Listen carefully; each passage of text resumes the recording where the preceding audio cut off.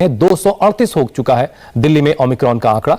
Omicron का यह कहर देश के 21 राज्यों तक फैल चुका है, लेकिन देश के 10 राज्य ऐसे हैं जहां पर 742 केस हैं। ओमिक्रॉन के खतरे को देखते हुए बिहार सरकार ने भी बड़ा फैसला लिया है। तमाम जैविक उद्यान और पार्क बंद करने के आदेश जारी कर दिए गए हैं। देश के अनेक भागों में लॉकडाउन कर दिया गया है। दिल्ली से जो आंकड़े सामने आ रहे हैं वो गंभीर हैं। दिल्ली में 24 घंटे में करीब 2 गुने हो गए हैं कोरोना के नए केस। 2 गुने। दिल्ली में एक दिन में आए 496 नए मामले। मुंबई में एक दिन में नए केस में 70% की भारी भरकम बढ़ोतरी दर्ज की गई है। मुंबई में एक दिन में 1377 नए केसेस सामने आ गए हैं। 1300 से आगे निकल गया है यह आंकड़ा। 1377 केसेस मुंबई से। दिल्ली में संक्रमण दर 7 महीने के हाईएस्ट लेवल पर पहुंच गई है, उच्चतम स्तर पर पहुंच गई है। दिल्ली में सक्रिय मरीजों की संख्या 1612 तक पहुंच गई है। दिल्ली में अब आज की तारीख में 1612 एक्टिव केस हैं कोरोना के।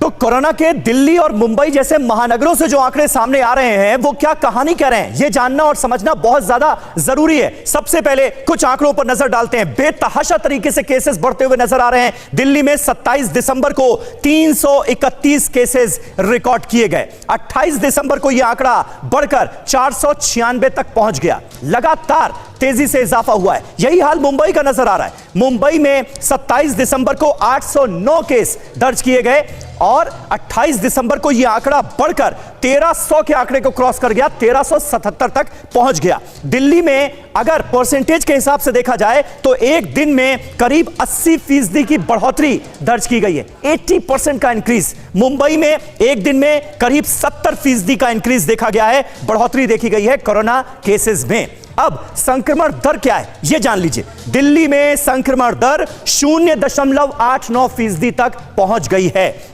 जो कि पिछले 7 महीने में सबसे ज्यादा है। हाईएस्ट लेवल पर इस वक्त पहुंच गई है पिछले 7 महीने से अगर कंपेयर किया जाए। दिल्ली में सक्रिय मरीज, जो एक्टिव मरीज हैं कोरोना के, वो कितने हैं? 1612। और यह आंकड़ा जो है यह पिछले 6 महीने में हाईएस्ट आंकड़ा है, उच्चतम आंकड़ा है। 1612 एक्टिव मरीज दिल्ली के अंदर इस वक्त मौजूद।